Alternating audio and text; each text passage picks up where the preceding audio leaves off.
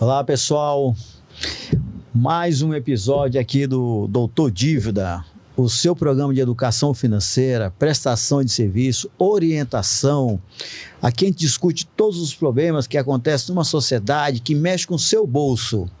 E eu tenho aqui hoje a honra de receber um advogado especialista em várias áreas, direito tributário, direito de família, direito do consumidor, direito empresarial, reestruturação de empresa, tudo deve acontecer no escritório desse advogado. É o doutor Lucas Braga, nosso advogado.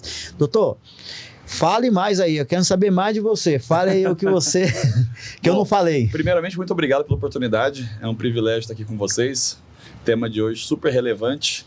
E nós temos bastante coisa para falar, né? Anotando nossa experiência, nosso dia a dia, né? Como você falou muito bem, nosso escritório não atua apenas em uma única área, né? Então é uma visão global, principalmente dentro do cível, na parte empresarial, tributário, fiscal como um todo, né? Então dá uma bagagem interessante e passar para os nossos ouvintes aqui, telespectadores, o que nós podemos agregar e evitar problemas, né? Principalmente uma prevenção até onde estão onde inicia e termina nossos direitos, né? E logicamente nossas obrigações. Então esse âmbito é muito importante, é de grande valia. Como eu disse, né? Aqui nós queremos prestar um serviço. Exatamente. A pessoa está em casa, ela está aqui nos assistindo, ela quer aprender alguma coisa, não quer só saber da vida dos outros, ela também quer aprender alguma coisa que ela está passando por aquilo. Claro.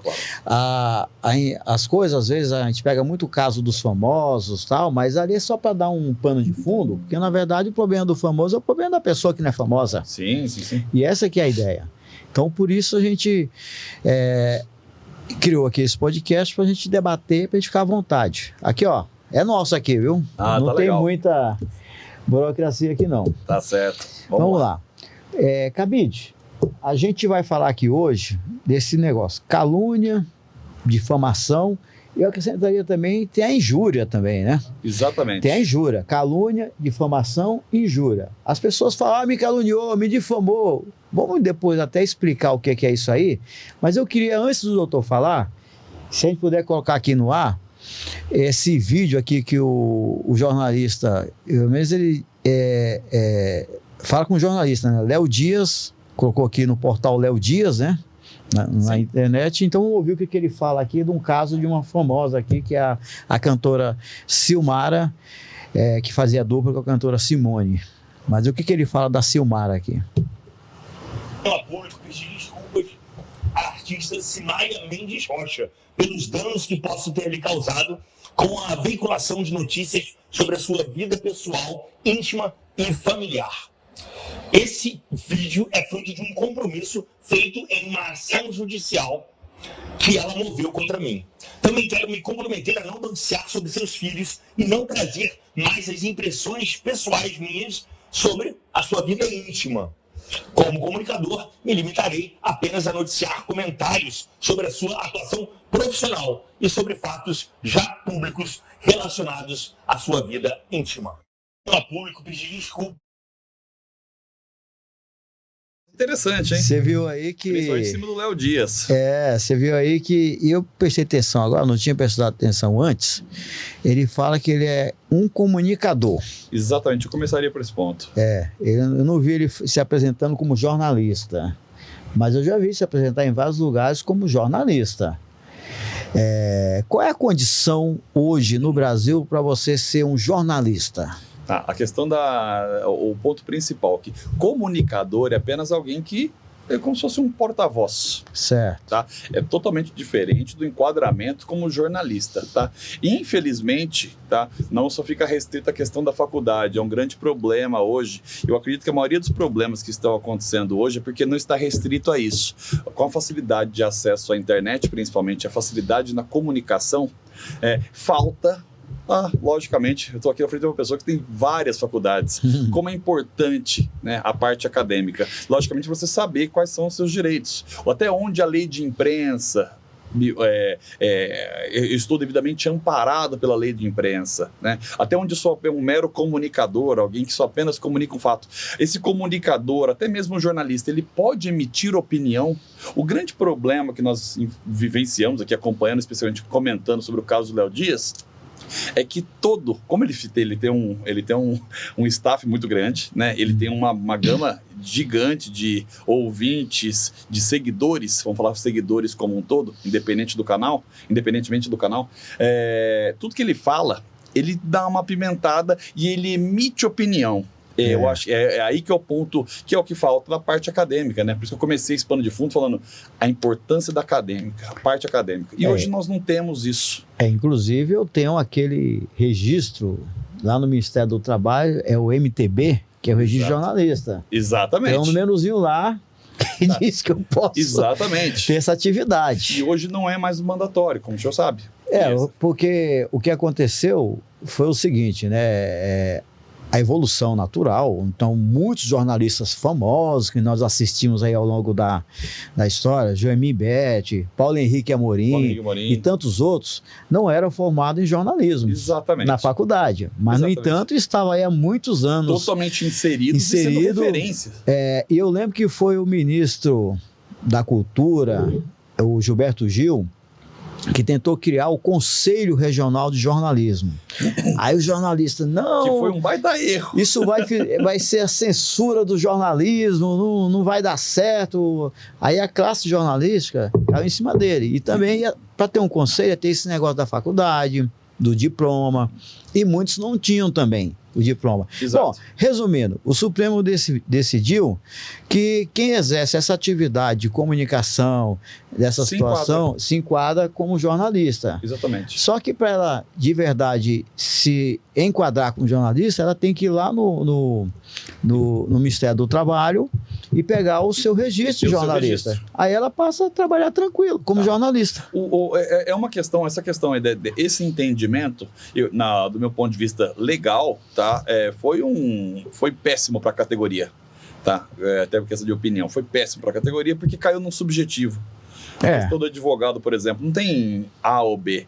Está devidamente cadastrado junto ao AB? Sim, perfeito, é advogado. Não estou, sou baixa, não é advogado. É sim ou não. Há quem se discuta que não deveria ter esse registro obrigatório. Então, mas isso é em todas as profissões, não é só de advogado. Mas essa subjetividade que aconteceu até pelo próprio a questão histórica nossa, tá? Pessoas que não tinham formação acadêmica, que estavam inseridos e eram referência. Doutor, eu vou te falar aqui uma coisa. Se o cara que termina a faculdade de Direito... Sim. Que sai com diploma de bacharel. Se ele não tiver que estudar para fazer aquela prova da B, para passar naquela prova. Exato. Meu amigo, quem tem advogado aí que não representa a classe no mercado. O nível... Se assim já não tá bom... Se assim, exatamente onde ia chegar. Nós temos quantos advogados hoje? Quase 1.700.000 advogados? Em todo o território nacional, creio que sim. Aqui, a OAB São Paulo está na faixa de 500 mil. Então, acho que nacional é 1.700.000 advogados pelo Brasil inteiro. Território nacional. É muita gente. É muito advogado. É muito advogado e... Eu tô falando de advogado com OAB, não é o cara que fez a faculdade. Não é o bacharel. É o devidamente OAB. Cadastrado. Que de fato é o advogado. É isso que é a questão. E no jornalismo não aconteceu. E como eu disse, a facilidade a figura nova do streamer que começou a ter um canal, a facilidade de gerar um canal, seja através do YouTube, através de qualquer outro tipo, o leque abriu. Então, a pessoa que faz algum tipo de reportagem, eu já me enquadro na questão da lei como jornalista, estou protegido pela lei de imprensa. A própria lei de imprensa tem suas responsabilidades, logicamente, não são só apenas direitos. Tem até o entendimento recente do STF caracterizou isso aí, que ainda vai ter mudança, hein? Pelo andamento da carruagem ali, as manifestações, se não me engano, foi o Barroso, né? Para mim, parece ser muito lógico. A pessoa, na verdade, independente se ela está na internet, no Instagram ou no YouTube, em qualquer plataforma, ela ser responsável pelo que ela fala. Pelo que ela transmite, e responder isso na justiça comum. Para mim, isso é muito claro. Eu não sei assim, qual é a dúvida que as pessoas têm com relação a isso. Que ela vai pegar o microfone desse aqui, vai falar um monte de coisas e não vai responder por isso. Antigamente, pela dificuldade da informação, tinha que se criar um dossiê para ter acesso e comprovar algo. Hoje, a gente está na era da informação. 1 minuto de informação tem uma relevância absurda em termos de propagação. A notícia se corre muito rápido. Então, não tem muito tempo de montar esse dossiê, tipo de investigação mesmo. Vou publicar uma matéria. Antigamente tinha um preparo maior. Hoje, não. Hoje, qualquer fagulha, você já solta o tema porque tem que correr. Tem que rápido, tem que ser o primeiro. Tem que ser o primeiro. Senão já fica ultrapassado e aí que está o problema. As informações não são concretas. Aí junta com essa questão. Uma pessoa como o Léo Dias, que tem um número de seguidores muito grande, ele emite opinião, ele tem esse viés já de querer dar uma pimentada na história. Poxa, é fatal, vai acontecer, você vai violar direitos e muitas vezes é onde que é o nosso, hoje é o carro-chefe do escritório em termos de volume, é a questão do direito de família. Você envolve criança, você envolve esposa, marido, e muitas vezes pessoas públicas, né? Então, essa falta de responsabilidade, ela é muito maléfica. Doutor, eu vi ali no vídeo do Léo Dias, ele também fala de acordo, que faz parte do acordo, ele também vem falar em público, fazer essa fala se retratando. Exato. Você vê que ele está lendo ali um documento, provavelmente escrito por um advogado que orientou. Provavelmente. E ele realmente pede uma bela de uma desculpa, assim, sim. forçada. Que talvez ele não quisesse pedir essa desculpa daquela maneira, mas ele leu um textinho ali bem escritinho, acho que foi a decisão do juiz nesse sentido. Mas ele fala em acordo. Então, o que eu perguntaria para o doutor? Então, deve ter tido aí um tipo também de acordo financeiro. Não deve ter ficado somente nesse pedido de desculpa. Aí, eu emendo uma pergunta e já falo o seguinte. Fala-se muito em calúnia, difamação e injúria. O doutor poderia explicar para o nosso público aqui o que é cada item desses aí, para a gente começar a partir daí tratar os casos? Bom, vamos na primeira pergunta, tá? A questão geralmente nas condenações, até nos próprios pedidos, né? O pedido, a condenação, ela acompanha logicamente a procedência ou não dos pedidos. Está vinculado geralmente a algum tipo de retratação, em regra a retratação pública, e também em regra pelo mesmo canal que foi utilizado para se divulgar uma notícia, acompanhado de uma indenização pecuniária, tá? No final do dia é sempre pecúnia, dinheiro. Tá? Dinheiro. É uma indenização, tá? Então, geralmente corre para essas duas vias, tá? Primeiro, nesse caso, o juiz deve ter falado, tá? Que a gente vivenciou, eu já vivenciei muito dos dois lados, tá? Olha, eu estou olhando aqui a matéria, está consumado que teve uma violação. Ponto. Como é que a gente pode fazer isso aqui? Vocês vão querer fazer algum acordo, as partes vão querer conversar? É uma mesa assim, que já teve no fórum, um de frente para o outro e ali está o juiz. É uma questão muito simples. Olha, está consumado aqui, olhando eu não vou antecipar o meu julgamento, mas olhando aqui, parece que tem os elementos já para eu proferir sentença. Vocês querem conversar, fazer um acordo? Resumindo, é isso. Eu, particularmente, conheço muitos juízes, claro, promotores, desembargadores, trabalho nesse segmento também, com auxiliar da justiça, vamos dizer assim, e eu aprendi uma coisa. Pois é. O juiz dando aula, você fica assim, que aula maravilhosa. Aí quando ele vai decidir, mas não foi isso que eu assisti na aula. Eu não sei se você tem essa mesma percepção. Uma outra coisa que eu percebo também, que o juiz, ele leva em consideração o que ele acredita de valores. Exato. Se ele acredita muito no valor da família, se ele acredita muito no valor da punição, muito no valor, sei lá, ele tem os valores dele pessoais que ele acredita. Então, por isso que a decisão de um juiz nunca é igual à decisão de outro juiz, não é, sobre o mesmo tema. E essa divergência que você comentou, tá, da própria audiência, é um problema que a gente vivencia isso regularmente. E é muito ruim, porque muitas vezes ali, logicamente, no ato formal é o juiz, mas a gente sabe que na prática, quem prepara os despachos, tudo geralmente a equipe é o staff. São os escreventes, diretor de secretaria, chefe de gabinete, são pessoas que estão ali ao redor e que organizam, tá? E muitas vezes são muito tendenciosos, não é o julgamento da pessoa que estava ali e acompanhou. Tá? A gente sabe, lógico, a pessoa que assina, o juiz que assina é o responsável pelo ato, não é indiscutível, mas a gente vivencia na prática situações totalmente contraditórias. Eu assisti esse final de semana um documentário que eu recomendo, chama-se Justiça. É lá pelo ano de 2003, 2005, falando como é que é a vida do juiz, promotor, advogado nos fóruns criminais, esse julgamento, roubo de celular, todas essas questões aí. Conselho de Justiça. E em determinado momento, a juíza estava lá acompanhando o caso e eu acreditava realmente que ela ia dar uma sentença até, não vou dizer para absolvição, mas alguma pena mais leve, porque ela acompanhou todo o caso lá. Lógico. Aí ela foi promovida a desembargadora e quem assumiu o caso foi outra juíza. A pena já veio diferente, não veio assim, e até a defensora pública fala, não foi a mesma juíza, tal, nós vamos recorrer para o tribunal. Isso aí não se aplica mais no Brasil, tá? Antigamente tinha aquela questão do juiz da instrução, era o juiz que era obrigado a proferir sentença. Certo. Hoje não é mais a realidade. Quem tiver sentado na cadeira. Hoje é quem tiver, tá? Essa questão da instrução, tá? Eu acho péssima.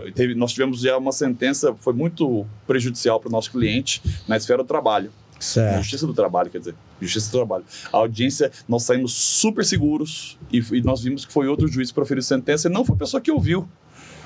Tá? Naquela situação específica lá, o reclamante faltou inúmeras vezes com a verdade. Eu tenho um caso que aconteceu comigo na Justiça do Trabalho. Eu fui ser testemunha de um colega professor. Sim, estava como reclamante. Ele estava como reclamante, ele foi fazer uma pesquisa até na Universidade de São Paulo para essa faculdade privada. E ele queria receber por essa pesquisa. Certo. E ela falou, não, isso está dentro do teu trabalho. Não, fazer pesquisa fora não. Aqui, aí ele entrou com ação do trabalho só por causa dessa pesquisa, por esse ponto. E eu fui lá como testemunha só para fazer uma coisa. Confirmar esse fato. Dizer o seguinte, você sabe se ele fez essa pesquisa? Não, dizer sim ou não, fez ou não fez. Claro. Quando eu sentei lá na cadeira, o advogado da universidade já falou assim, eu quero contraditar a testemunha, acho que esse é o termo, né? Contraditar exatamente. A testemunha, porque ela tem interesse econômico financeiro na causa. Falou isso para mim.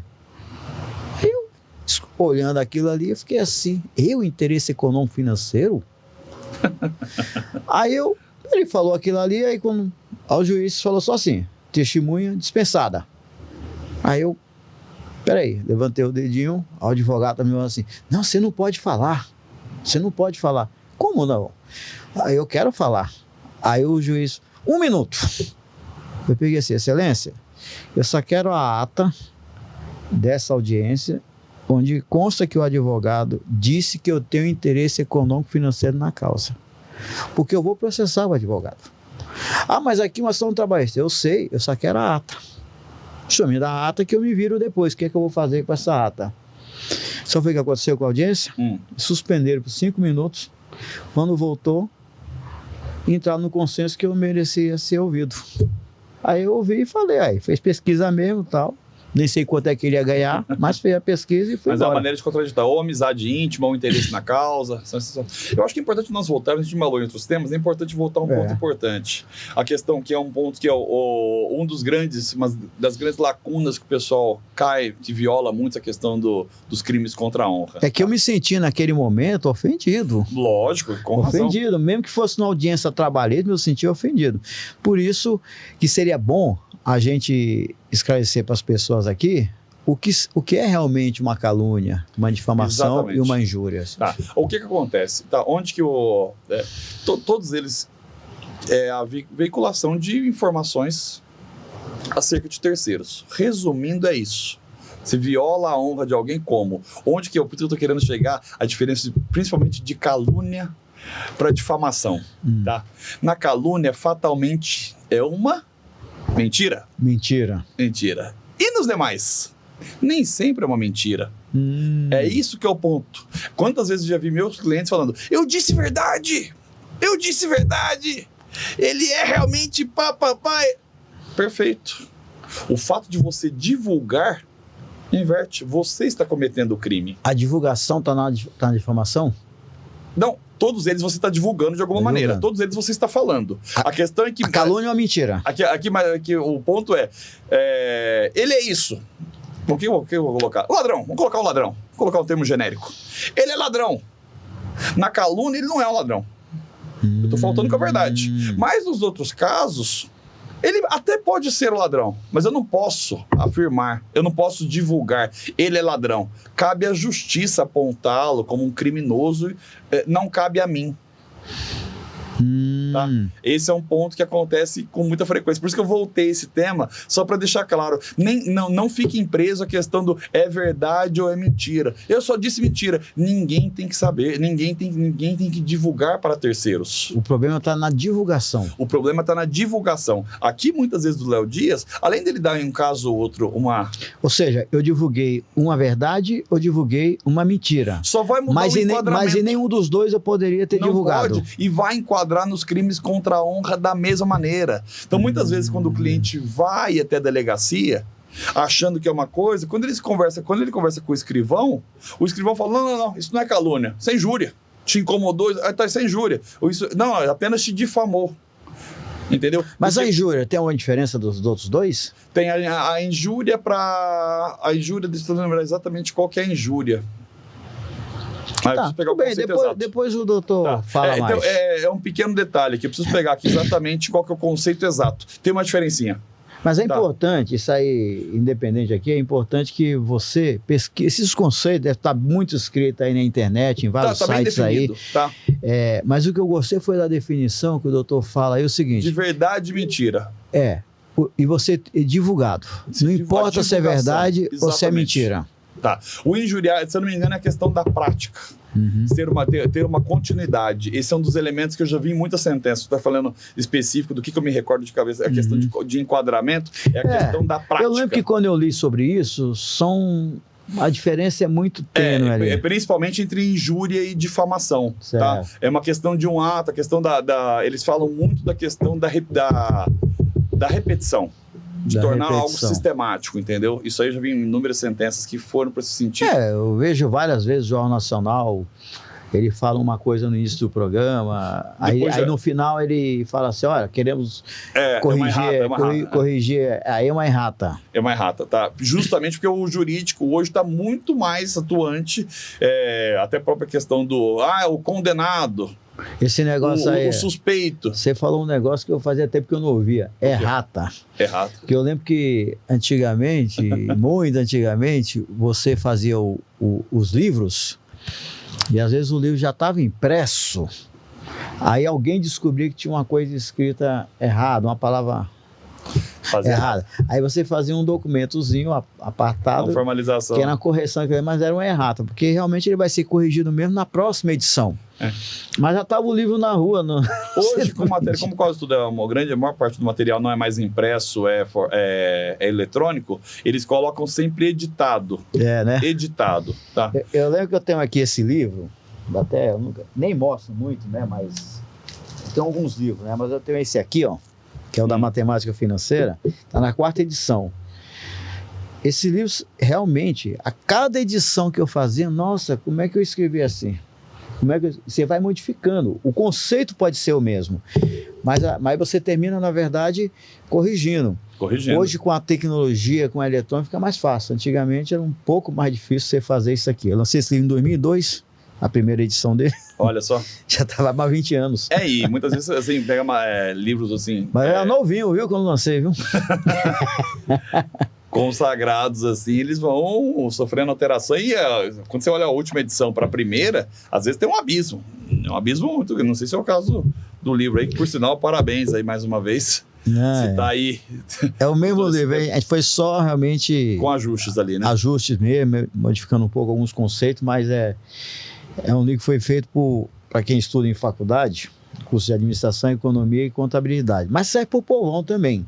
É que a gente que achou que esse conhecimento era só para quem fazia faculdade. Eu acho que eu sou da opinião, hoje fala-se muito em educação financeira. Educação financeira. Que é importantíssimo, eu concordo. Lógico.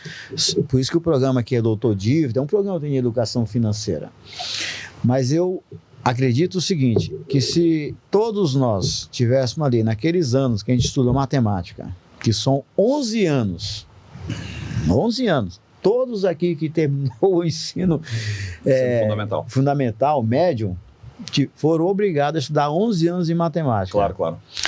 E não aprenderam matemática financeira. Porque quando você aprende matemática financeira, que é uma ferramenta de análise, Exatamente. você termina, na verdade, enxergando outras coisas com relação a dinheiro que você não enxergava. A abertura é muito grande. Já a educação financeira, acho que eu até falei isso em outros convidados aqui, está muito ligada ao comportamento que você tem diante do dinheiro.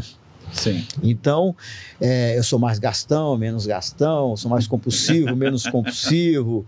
Então, isso são comportamentos. E esse conhecimento da educação financeira, qualquer um pode ensinar. Um advogado, psicólogo, engenheiro, médico, não precisa ser formado em matemática financeira para ensinar a educação financeira. Claro, claro. Que é um comportamento.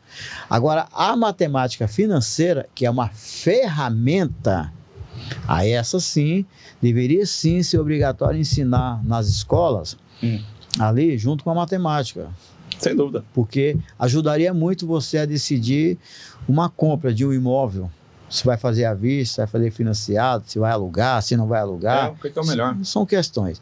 Mas vamos aqui ao nosso tema aqui. Casamento, né, que é bacana, né? Mudar toda a questão do conceito de conscientização com a sua utilização, seu comportamento, logicamente, acumulado com conhecimento técnico. Com conhecimento técnico. Que daí você consegue... E a gente faz isso muito no escritório. Como tem essa amplitude aí no nosso escritório, a gente ajuda muito na tomada de decisão. Diante de divórcio, diante de inventário, situações assim, drásticas que aconteceram, a gente ajuda muito nessa tomada de decisão de eu tenho tanto dinheiro. Perfeito.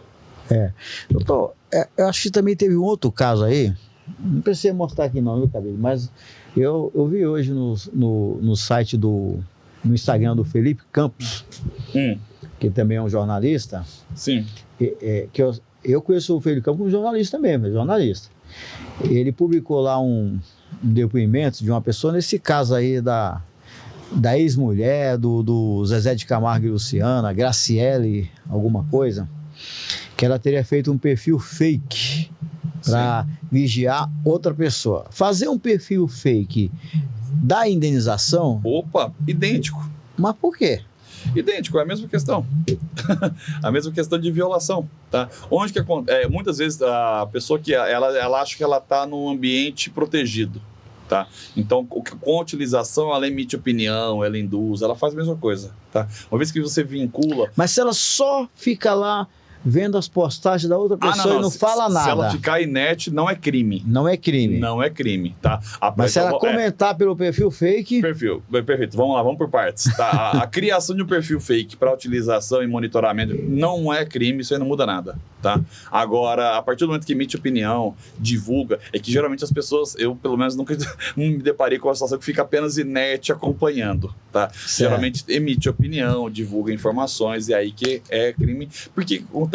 Com a internet, é muito mais difícil a identificação, tá? Tem, logicamente, aqui em São Paulo já, mas dá pra contar nos dedos quantas delegacias especializadas em crimes digitais tem no Brasil. Porque é um trabalho árduo, exige uma equipe técnica para fazer o trabalho inverso de investigação, para tentar localizar o IP da máquina, para chegar na pessoa de fato quem que é o responsável por aquele aparelho. Não é uma questão direta, prática, tá? E demanda uma equipe técnica. E a gente sabe da nossa realidade no Brasil, né? Falta mão de obra. Existe uma dificuldade muito grande de apuração. Então as pessoas ainda se sentem muito encorajadas na internet, principalmente pela essa dificuldade de investigação. Então ali é um campo que ainda tem que melhorar muito a questão de segurança, né? Mas eu acho que o rastreamento da informação hoje pela internet, eu acho que está avançando muito. As pessoas têm que tomar cuidado desse negócio aí. Está avançando. Eu acho que está avançando. Talvez a polícia, ainda, concordo com o doutor, ainda não tenha ainda esse mecanismo tão grande, né? Tão prático. Então fica realmente o que acontece. As pessoas falam as coisas, printam, e vai para o processo. É exatamente isso. É assim que funciona. Mas ainda não está... esse trabalho inverso de localizar através do IP e voltar... Sim, já é um trabalho policial trabalho de investigação. De investigação, já é mais árduo, até custoso, muitas vezes. Até porque tem que ter ferramentas próprias, técnicos próprios. Não é qualquer técnico que tem conhecimento técnico mesmo, know-how para conseguir fazer essa investigação e chegar de fato na pessoa. E outra coisa, você acha que uma pessoa que é um leigo, mas ela tem um leigo assim, ela não é investigador de polícia, isso que eu ia dizer. Claro. Mas ela quer saber, vai atrás desses negócios, levanta dado, pesquisa ali, vai no Google, vai não sei aonde, faz todo um levantamento da vida da outra pessoa. Esse levantamento que ela fez por conta própria, isso é um crime? Você acha que você vê isso como um crime, alguma coisa? Depende depende do modo. Aí cai no velho depende. Depende do que ela fez e do que ela acessou, do que ela violou. Tá? Se for informações públicas, sim.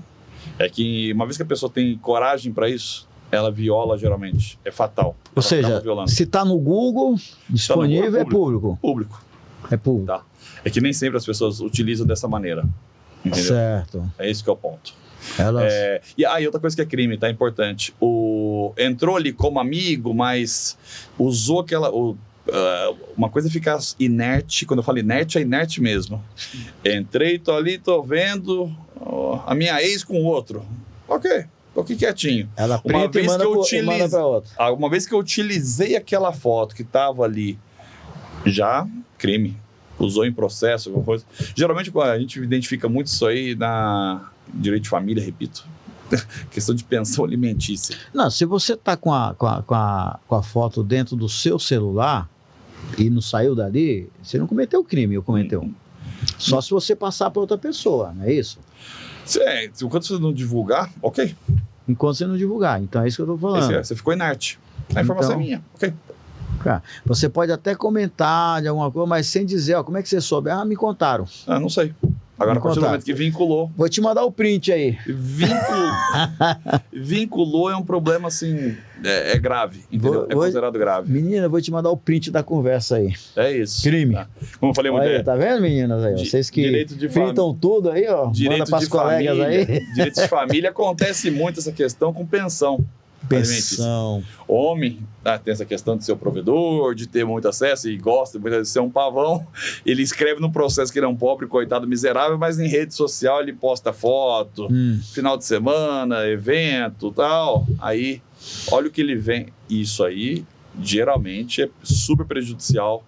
Eu falo homem porque geralmente é homem que faz isso, mas mulher também, logicamente, faz, mas é mais voltado para homem. A ostentação. Ostentação, entendeu? E vem no processo, não, eu sou um coitado, que eu vivo de ajuda, moro com a minha mãe. Poxa, difícil. No teu... No perfil dele, parece que é o oposto. Então, geralmente... isso aí é bem prejudicial. Não, eu já vi pessoas realmente se encrencar criminalmente pela exposição. Por conta de exposição na internet. Exato. O Fantástico toda hora mostra aí, os programas de TV toda hora mostra aí pessoas que ostentam, essas quadrilhas de golpe financeiro, esse pessoal tudo aí. Mas eu já vi uma pessoa que é do meu conhecimento aí, que ela foi pro casamento de alguém, fora do país, e postou umas fotos lá no lugar do casamento, tudo. Mas na verdade a pessoa que estava casando é que era milionária.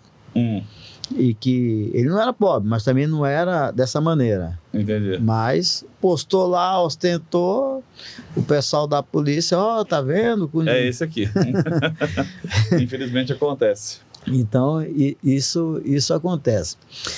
Agora, tá tendo um outro... acho que esse caso que eu comentei, né? Tinha um outro caso, não tinha, Cabide? Da Suzana Verne. Da Suzana Verne, que agora está sendo divulgado também, pelo Léo Dias, né, Oião? Vamos lá, Suzana Verne anuncia a separação de Júlio César, abre o jogo subdivisão e cita abuso patrimonial. Essa palavra agora, abuso patrimonial, está aparecendo muito, né? Está aparecendo muito. Está aparecendo muito. Você que é um advogado dessa área de família... Perfeito. Isso aí é uma coisa que você pode falar bem, né, doutor? O que é o abuso patrimonial? Exatamente. A gente, além da questão do Júlio, isso aqui é muito recente, tá? Agora a questão da Ana Hickman também, que é super recente também, que tá, essa questão agora, ela também está alegando que ele estava como responsável. Tá, acho que o da Ana Hickman até engloba outras questões, porque aqui não vincula muito a empresa. Eu acho que o da Ana Hickman é até mais completo que esse aqui, porque ele estava muito como administrador das empresas. Tá? E uma vez que teve dilapidação do patrimônio, desvio de dinheiro para terceiros, é considerado abuso patrimonial. Entendeu? É isso que é o ponto. Quando fala de abuso, essa questão do... geralmente quando pessoas que já têm jurídico falam, meu casamento acabou, meu amigo. E nós já vivenciamos isso no escritório. Meu casamento acabou. Eu ainda moro com ela, tá, mas meu casamento acabou. O que eu posso fazer para me preparar? É isso que é o ponto. Tá? Então, quando fala da questão de abuso patrimonial, tá? Logicamente é um conceito amplo, mas apenas para ilustrar aqui, a gente já vivenciou, repito, a gente já vivenciou isso aqui. Depois, o que eu preciso fazer para melhorar meu divórcio? Não é melhorar meu casamento, salvar o casamento, é melhorar o meu divórcio. Ah, tá, eu tenho uma empresa que eu faturo por ela. Ah, quanto fatura? 3 milhões por ano. Ah, perfeito. Agora, então eu vou esvaziar essa empresa, vou criar um CNPJ,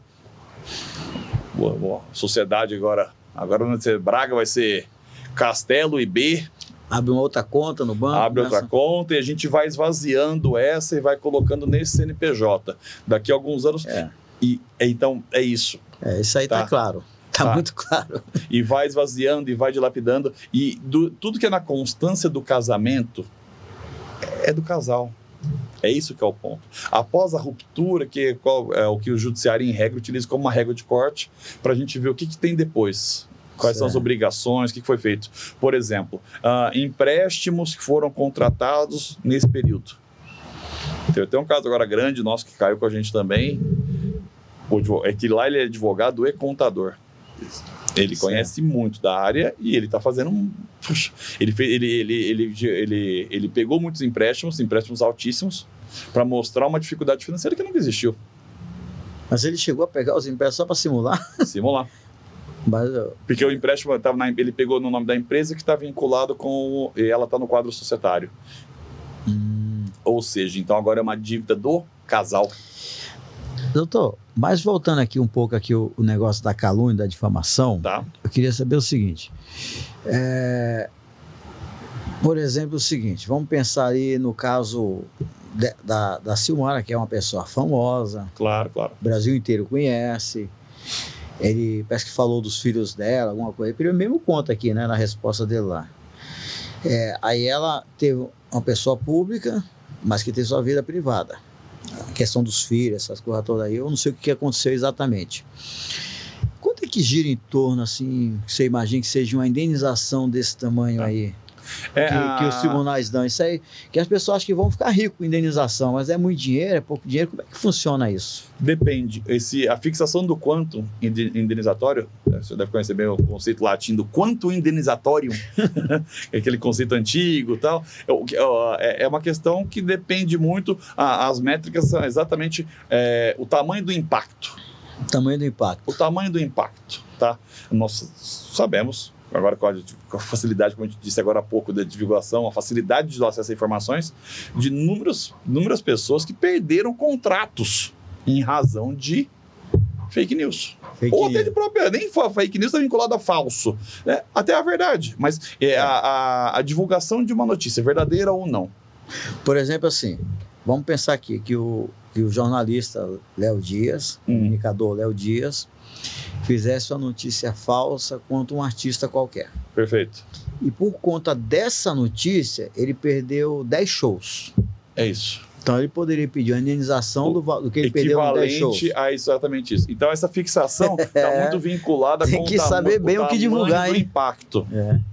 Ela divulgou essa imagem, um absurdo. Ela estava no grupo da família e divulgou. Minha tia hoje sabe. Minha tia, minha avó. Sim, mas... Cabe dano? Sim. Está consumado dano? Sim. Mas dentro do âmbito familiar. Tá?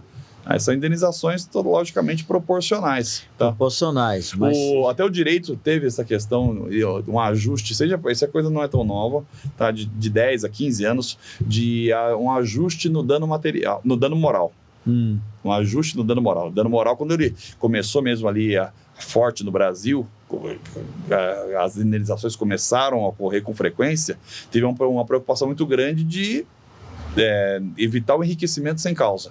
Então, já surgiu aqui a calúnia, a difamação, a injúria, né? Sim. E você falou agora de dano moral. Porque todo mundo fala assim, vou pedir danos morais. Vou pedir danos morais. Danos morais. Tá. O danos morais é o nome que se dá para essa punição? O dano, não. Ou é outra coisa? São coisas distintas. Olha isso, explique para o nosso público aí. Boa. Tá. Isso.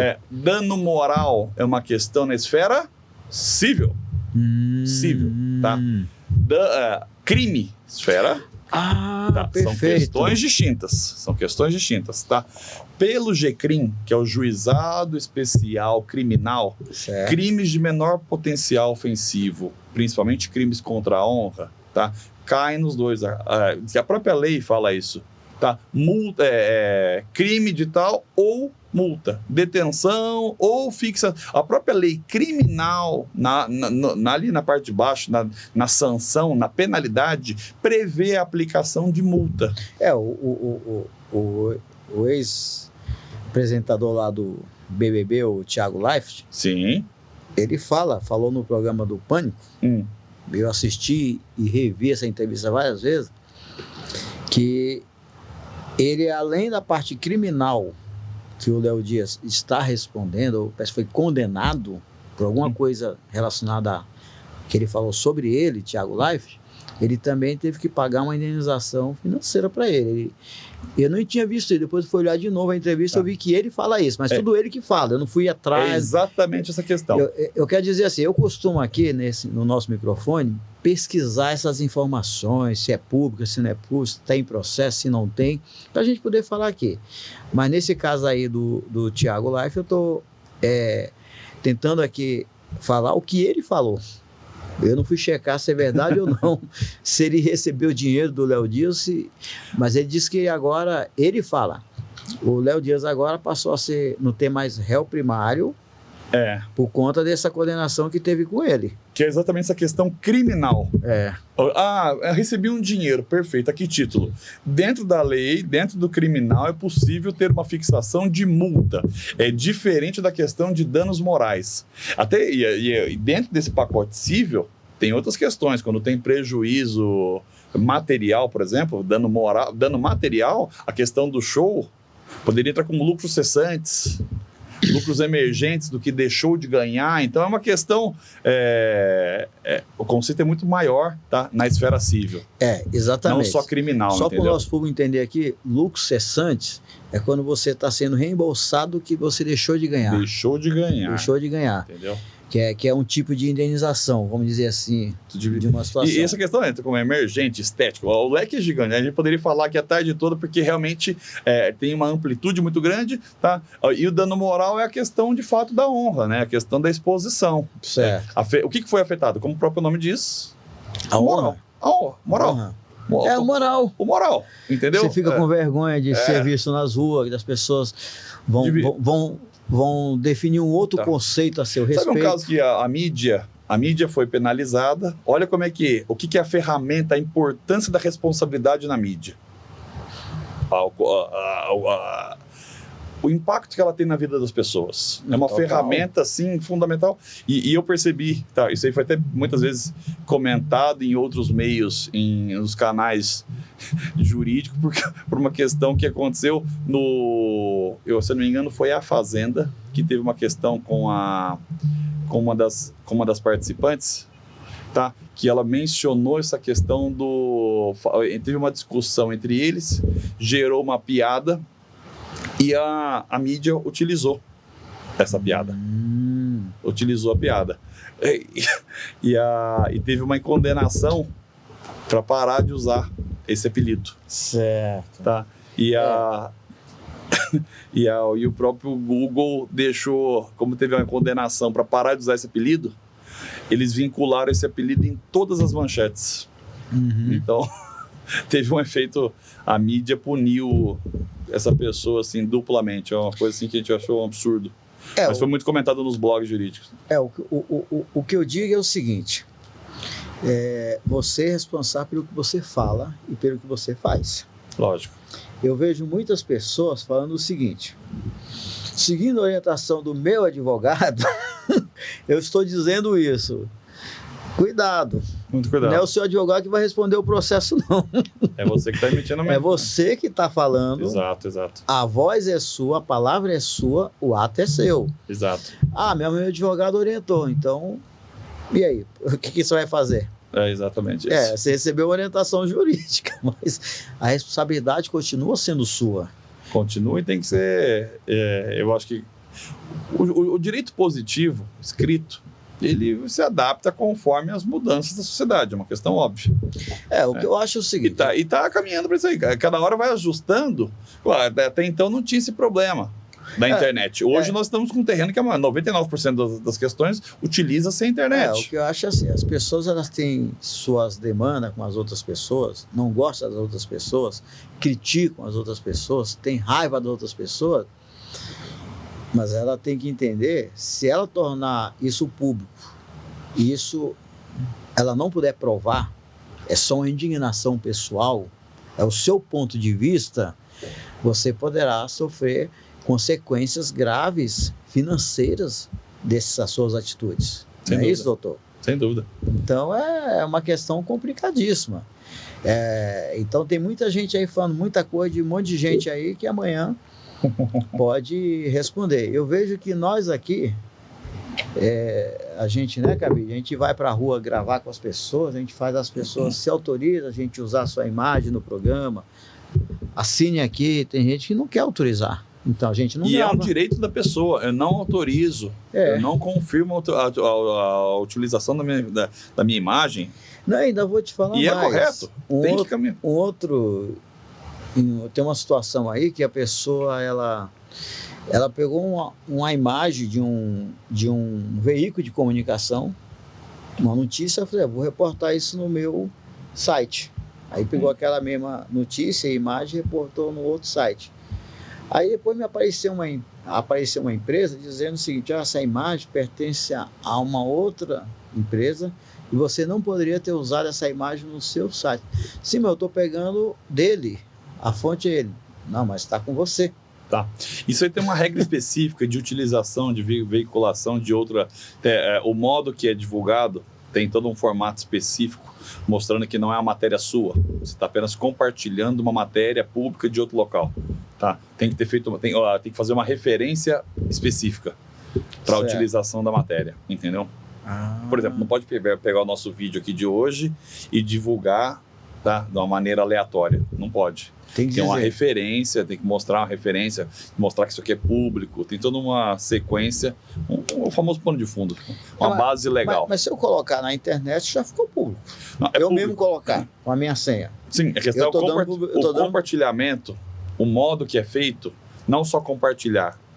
Se eu utilizar algum trecho, se eu utilizar alguma coisa, tem que mostrar a origem, entendeu? Realizado através do programa, Doutor Dívida, do dia 11, certo. Entendeu? Tal hora, com o entrevistado tal. Não é uma mera... Eu não posso pegar um recorte ali simplesmente... principalmente descontextualizado. Porque, do Instagram, quando você pega um post nosso lá, um Reels ou mesmo um Story, quando você reposta, aparece lá de onde que veio. A origem, é exatamente essa referência. Então aí está dando a origem. É exatamente essa referência. Agora tem gente que simplesmente corta lá o negócio, principalmente frases, né? Frases que é o ponto principal. Frases. Eu acho até o seguinte, se você postar uma frase de alguém, só postar e não fizer nenhum comentário, não sei até que ponto você está, digamos assim, pegando o conteúdo de alguém e repostando ilicitamente. Essa é uma dúvida que eu tenho, inclusive. Certo. Agora, se eu fazer as pessoas entenderem que aquilo eu que fiz aquela frase, escrever em cima, fazer qualquer coisa ali, aí eu já acho que... As situações como essa a gente pede no escritório sempre para analisar o caso específico. Tá? Tem que analisar o caso específico. Não é uma resposta genérica de sim ou não, tá? Tem que analisar o todo. Entendeu? Depende muito do contexto, depende muito do que aconteceu. Tá? Doutor, que mais? Você tem assim algum caso assim que você conheça, que você realmente tem por experiência, e para alertar aqui para as pessoas que estão em casa, a gente fez essa pauta aqui baseado no que o Léo Dias aqui falou, Por isso ele teve que se retratar e provavelmente deve ter realmente que indenizar alguém. Aí você conhece mais algum caso dessa natureza que passou pelo seu escritório, que você tem conhecimento, que você poderia falar pra gente? Um exemplo que a gente não deve fazer para orientar as pessoas aí? Inúmeros casos. Tem inúmeros casos. Geralmente a questão está vinculada mesmo à separação. Tá? A maioria das questões está vinculada à separação. Mas eu digo assim, que dá dano moral? Dano moral. Opa. A utilização de, principalmente, internet, né? Divulgação pelo Instagram, vídeo, story, difamando terceiro. Geralmente é esse o ponto. Ah, minha sogra é isso, meu ex é aquilo, tal. Isso tem acontecido e não é pouco, acontece. Demais. Infelizmente acontece muito. O que mais que a gente usa? Teve um caso que nós conseguimos. Aí foi o contrário, eu estava representando o marido. Não, mas aí que você fala assim, o senhor usa para processar ou o senhor usa só como prova na defesa? Não, usa para processar. Processar é pedir dinheiro. Com indenização. Sempre pede indenização e retratação pública. Sempre, Certo. tá? E teve um caso, eu estava advogando para um rapaz que no divórcio, logicamente tinha menor envolvido e estava tramitando em segredo de justiça. E ela tinha a questão com... Sempre divulgava, mostrava tudo para a família, e isso estava irritando um pouco o meu cliente, tá? E quando saiu a sentença, de fato a sentença, ele fez um acordo, mas foi bem favorável a ela, porque ele já tinha outro relacionamento, estava querendo encerrar, tá? Ela pegou a sentença e ela soltou para o mundo todo. E era um processo que tramitava em segredo de justiça. Parece que esse caso aqui da Graciele, que é a ex-mulher do Zezé, parece que tem um negócio de segredo de justiça. É exatamente isso. E ela falou, não porque podia ter o falado. processo no Brasil que envolve menores, fatalmente ele tramita em segredo de justiça. Qualquer caso. Todos os casos. Todos os casos. Todos os casos que envolveu menor tem que tramitar em segredo de justiça. Tá? Até porque ele nem pode se manifestar, né? É uma questão vinculada à representação. Então se fosse minha filha, por exemplo. Inclusive Olívia, neste ato representado por seu genitor Lucas. Uhum. Entendeu? Então é uma questão que a pessoa é menor, não pode ser exposta, né? Então já tramita segredo de justiça, tá? Você sabe que nessa mesma linha desse filme aí, desse documentário Justiça. Também tem um documentário chamado Juízo, que trata dessa parte dos menores infratores. Sim. A justiça já é na questão dos adultos. Como é que funciona o dia a dia dos tribunais. É bem interessante mostrar. Nós vamos ver esses jovens aí que aprontar aí, ou para quem está pensando em fazer coisa errada, assista o documentário, que é o que vai acontecer com você se você infelizmente nisso. Tem algumas questões. E lá filmaram os jovens, os adolescentes lá, mas aí nós estamos falando de 2003, 2005. Hoje jamais seria permitido filmar, né?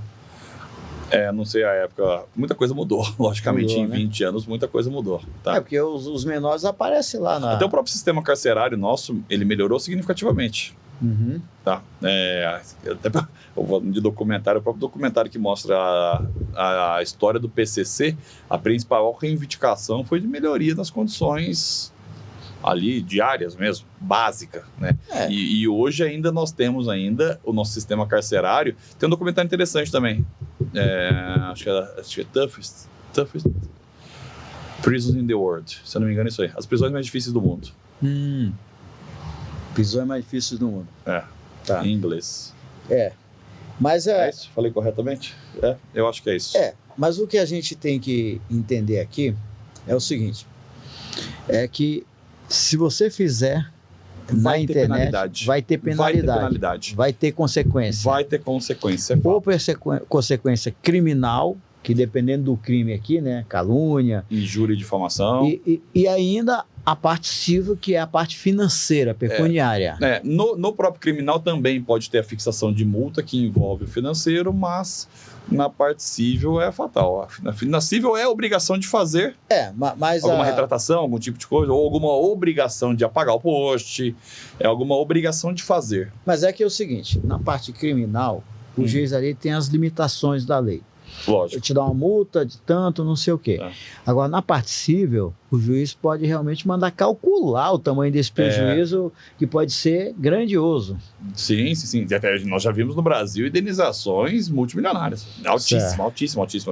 Exato. Porque se as pessoas se comprovar que teve prejuízo com contratos, com exposição, com tudo, é muito sério. Entendi. É muito sério. Tá?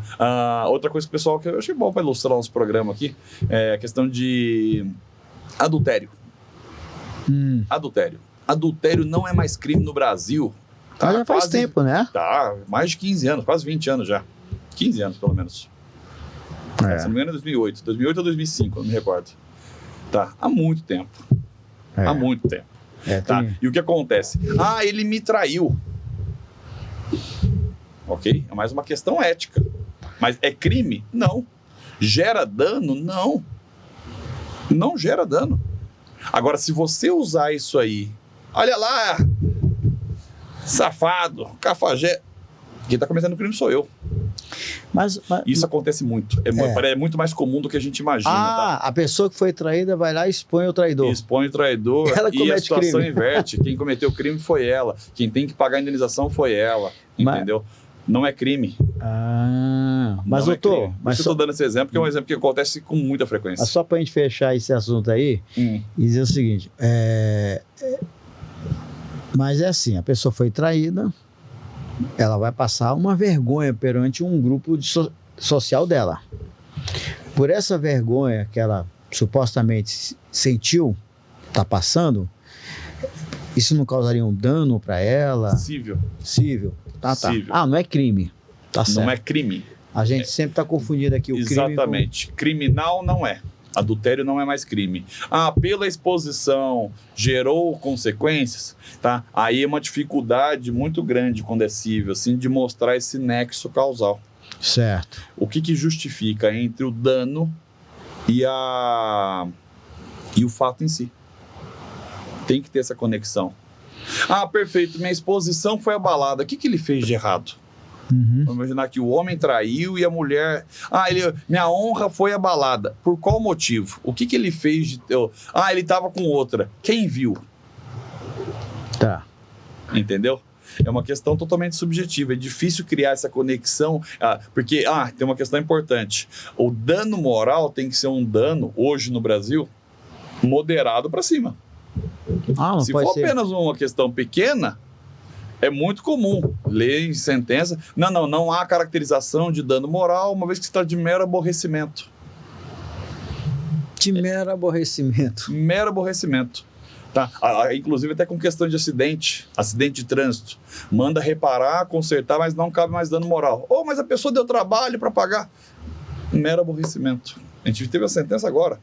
Quinta-feira, sexta foi dia da justiça, mas na quinta saiu uma sentença no nosso escritório assim. Não há dano moral porque foi um mero aborrecimento entre as partes. Tá. Aí reparou o dano material. Assunto errado. E se... tá. Poderia ter o lucro cessante aí, se aquilo causou outros prejuízos, né? Tá. Lucro cessante é uma questão diferente, tá? Se a pessoa utilizasse aquele carro, se fosse tipo um Uber, ele precisa daquele veículo para ganhar, para ter recurso. Tá? Eu sou advogado, eu vou pro meu escritório. Então amanhã você vai... Teria o dano material. Que daí entraria como dano material. E teria depois outro tipo de indenização, ela vai pleitear, pode pleitear. Pode pleitear, mas teria que ter vinculado essa questão. Agora, o dano moral em cima do fato específico, esse exemplo da traição, por exemplo, quem viu? Mas você está com ele. Eu não aceito isso na porta da minha casa. Uma pessoa filmou. O que ela fez? Então, você que foi atrás que filmou. Não foi ele que te expôs. É sério? É o contrário. Você que foi atrás para ver os dois juntos. Não teve mal nenhum. Que mal que ele te fez? Nada. Você tava com ele, nada. Eu que tô indo atrás, eu que tô fuçando e eu peguei os dois. O que teve de crime? Sua curiosa. Você que tá indo atrás.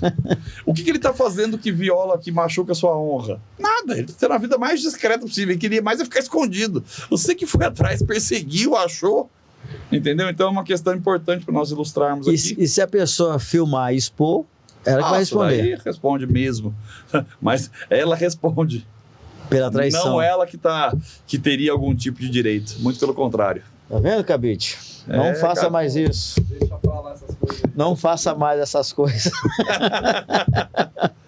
Grande Cabide. Bom, É isso aí. Dr. Lucas Braga, nós estamos chegando aqui. O nosso podcast, a gente tenta fazer assim num time assim de 1 hora, 1 hora. para ficar tranquilinho. Claro, claro. E aí também dá tempo a gente até chamar para outro dia, foi outros assuntos, Vai ser um outros prazer temas. voltar. Muito obrigado pelo convite. Eu que agradeço aqui. Tem alguns temas aí bem interessantes que a gente pode conversar, mais complexos. Pode contar sempre conosco. Dr. Lucas Braga esteve aqui no podcast Dr. Divo. Eu te agradeço. Bom prazer te receber. Foi um prazer. Muito obrigado pelo carinho, pela Obrigado. atenção. Vamos em frente. Isso aí.